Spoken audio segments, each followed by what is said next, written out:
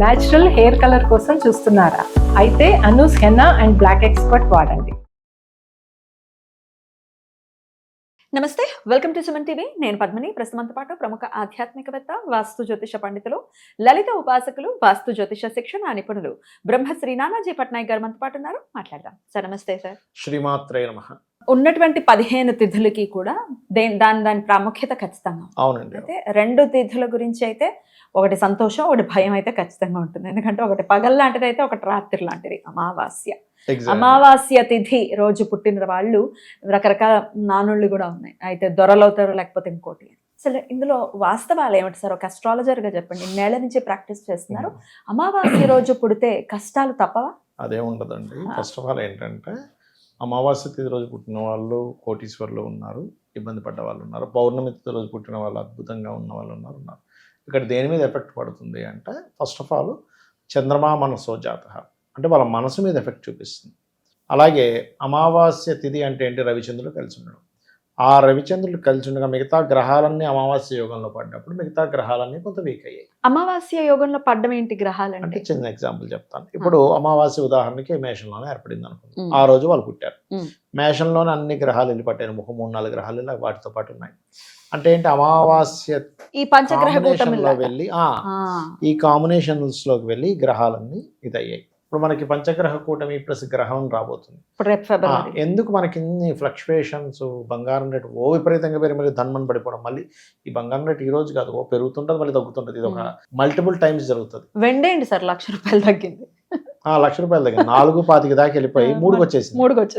4-5 వెళ్ళి 3 వచ్చేసి మళ్ళీ పెరుగుతుంది, మళ్ళీ తగ్గుతుంది.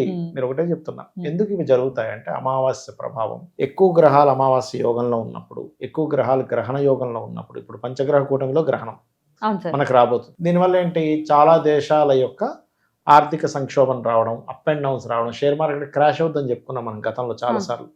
క్రాష్ అవ్వడానికి కారణం అదే. బంగారం మరి షేర్ మార్కెట్ క్రాష్ అయింది, బంగారం డౌన్ అయిపోయింది, సిల్వర్ డౌన్ అయింది, మళ్ళీ పెరుగుతాయి. మీరేం టెన్షన్ పడద్దు. మళ్ళీ పెరుగుతాయి, మళ్ళీ తగ్గుతాయి, మళ్ళీ పెరుగుతాయి. అది మల్టిపుల్ టైమ్స్ జరుగుతాయి. అయితే ఎందుకు అలా జరుగుతుంది అంటే అమావాస్య యోగాల వల్ల. ఇదే జీవుడి జాతకంలో వాళ్ళ పర్సనల్ చార్ట్లో అమావాస్య యోగాల్లో ఎక్కువ గ్రహాలు ఉన్నప్పుడు ఏమవుతుందంటే వాళ్ళకి కూడా మెంటల్గా దాన్ని ఏమంటారు, మానసికంగా వాళ్ళకి ఒక ట్రామా అనుకోండి, మానసికంగా స్థిరత్వం లేకపోవడం అనేటువంటిది జరుగుతూ ఉంటుంది. అయితే ఇక్కడ మనం అందరికీ మరి అలా ఉంటుందా, ఎందుకు కొంతమందికి ఉండదు అంటే నేను రీసెర్చ్లో కనుక్కున్నది ఏంటంటే వాళ్ళకి రవిచంద్ర మహాదశలు లేవనుకోండి జీవితంలో.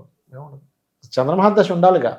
చంద్రుడు వీక్ అయ్యాడు, చంద్రుడు వీక్ అయిన మహాదశ రావాలిగా. అప్పుడు మరి రాహు నక్షత్రాల వాళ్ళకి చంద్రుడు రానే రాడు. కుజ నక్షత్రము రాహు నక్షత్రం వాడికి రాడు. ఎప్పుడో కుజ నక్షత్రం వాడికి అయితే 110 సంవత్సరాలకి రావాలి. రాహు నక్షత్రం వాళ్ళకైతే 93 ఏళ్ళకి రావాలి. అప్పుడు ఏ దశ వస్తే ఏంటి 93 ఏళ్ళకి అసలు వాడు ఉండాలి కాబట్టి ఫస్ట్ దశ చూసుకోవాలి.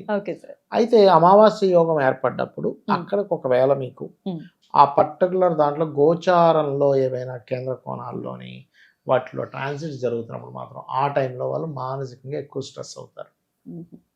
రాహు యొక్క ప్రభావం వల్ల, శని యొక్క ప్రభావం వల్ల కొంచెం ఎక్కువ స్ట్రెస్ అవుతారు అమావాస్య యోగం ఉన్నప్పుడు. ఎందుకంటే చంద్రుడు ఫస్ట్ చాలా క్లోజ్ డిగ్రీస్లోకి వెళ్ళిపోయాడు రవితో.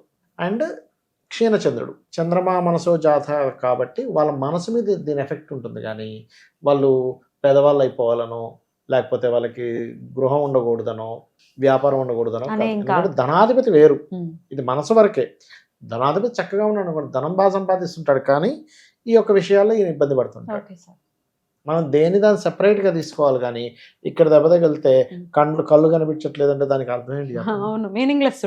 మీనింగ్లెస్. ఈ చేతికి దెబ్బ తగిలింది, చేయి నొప్పి లేస్తుంది, చేయి మండుతుంది, చేయి విపరీతంగా లాగుతుంది, దీనికి మనం వేసుకుంటాం. ఆన్ దట్ నోట్ సార్, ఇప్పుడు కొంతమందికి అన్ని ఉంటాయి సార్, అన్ని ఉన్న అల్లు నోట్ల శని అన్నట్టుగా పాప అన్ని ఉంటాయి, కానీ ఇక్కడ సాటిస్ఫాక్షన్ ఉండదు. ఎన్నుంటే ఏం లాభం? మనసే కదా, మనసే ప్రధానంగా. అమావాస్య అనే టాపిక్ తీసుకున్నదే అందుకు సార్. ఎగ్జాక్ట్లీ. అందుకే మన వాళ్ళు ఏం చెప్తారంటే ప్రతిదీ నువ్వు మనసుకు తీసుకోకు. మన సనాతన ధర్మం కానీ మన స్పిరిచువల్ ఇది కానీ ఎంత గొప్పదంటే నువ్వు అసలు నీ లైఫ్ అనేటువంటిది పరమార్థం ఏమిటి, నువ్వు దేని గురించి జన్మించావు, నీ లైఫ్ జర్నీ ఏంటి. 84 లక్షల జీవరాశుల్లో మనుష్య జన్మ ఒక్కటే మోక్షం పొందడానికి అంత బుద్ధి కానీ అంత జ్ఞానం కానీ దేవతను ఆరాధించడం కానీ దానిలోకి వెళ్ళేటువంటి ఇది 100%. మనుష్యుడికే ఉంటుంది. ఆ. మిగతా జీవరాశులు ఏవి కూడా అలా జర్నీ చేయలేవు. True. అందుకని మనుష్య జన్మ ఎంత గొప్పదంటే దాన్ని ఎంత చక్కగా వాడుకోగలుగుతాం. అనవసరమైన పనికి మాలినవన్నీ అక్కడ గాసిప్స్ ఇక్కడ గాసిప్స్, వాడు అలా ఆట వీడు ఇలా ఆట, ఏదేదో వాడేదో చెత్త. లాగేద్దాం, వాడేదో ఎదుగుతుంటే వాడిని కింద లాగేద్దాం, ఇవన్నీ కూడా బ్యాడ్ కర్మాస్, దారిద్రాన్ని ఇచ్చేటువంటి కర్మాస్. అయితే సహజంగా అమావాస్య యోగంలో పుట్టినప్పుడు ఏంటంటే ఆ మహాదశలు వచ్చినప్పుడు లేదా అంతర్దశల్లో చంద్రుడు వచ్చినప్పుడు కొంచెం మెంటల్లీ ఇదవుతుంది. దానికి రెమెడీ ఏమిటి? Meditation is the best remedy. ఒకటి. రెండవది బియ్యం దానంగా ఇవ్వడం. ఎప్పుడైనా దానంగా ఇస్తుంటే దాని ప్రభావంతో. అమావాస్య యోగంలో పుట్టినప్పుడు సోమవారాలు ఏవి కూడా ఇంపార్టెంట్ డెసిషన్స్ తీసుకోకూడదు. Okay. చంద్రుడు కదా. అవును సార్. అండ్ చంద్రమహాదశలు చంద్రాంతర్దశలో కూడా ఇంపార్టెంట్ డెసిషన్స్ ఏవి తీసుకోకూడదు. ఓకే. పర్టికులర్గా ఆ సన్ అమావాస్య యోగంలో ఏ నెలలో అయితే పుట్టారో ఆ నెలలో కూడా వాళ్ళు ఇంపార్టెంట్ డెసిషన్స్ తీసుకోకూడదు. ఓకే. అమావాస్య యోగంలో ఉన్నప్పుడు చైత్ర మాసంలో పుట్టారు, తీసుకోకూడదు. జాగ్రత్త. అట్లాగే వీళ్ళు ఒక్కొక్కసారి ఏమవుతుంటుందంటే మూన్ వీక్గా ఉన్నాడు కాబట్టి వాటర్ ప్లేసెస్ వెళ్ళినప్పుడు కొంచెం జాగ్రత్తగా ఉండాలి. ఓకే. కొంచెం తల్లి తరపు వారు అండ్ వైట్ కలర్ ఇంపార్టెంట్ విషయాలు చేసేటప్పుడు వైట్ కలర్ వేసుకోకూడదు. వేసుకోకూడదు. అందరూ అనుకుంటారు వీక్గా ఉంటే ధరించడం ఏంటి అసలు, కొంతమంది తెలియక చంద్రుడు వీక్ అండి అందుకే ముత్యం పెట్టుకున్నా అండి అంటారు. వీక్గా ఉంటే పెట్టుకోవడం అంటే ఇప్పుడు మీరు ఉన్నారు ఎగ్జాంపుల్, మీరు ఇంకొక ఫ్రెండ్ కలిసి ఒక ఆవిడ మీరు కలిసి బిజినెస్ చేస్తున్నారు. ముగ్గురు ఫ్రెండ్స్ ఉన్నారు. ముగ్గురు ఫ్రెండ్స్ లో వీక్ గా ఉన్న పర్సన్ మీరు పార్ట్నర్ గా తీసుకుంటారు, స్ట్రాంగ్ గా ఉన్న వాళ్ళని తీసుకుంటారు. స్ట్రాంగ్ ఉన్న వాళ్ళని తీసుకుంటారు సార్. వీక్ ఉన్న వాళ్ళని తీసుకుంటే ఇంకా వీక్ అయిపోతాం. ఏం రాదు కూర్చో అలాగా అంటాం.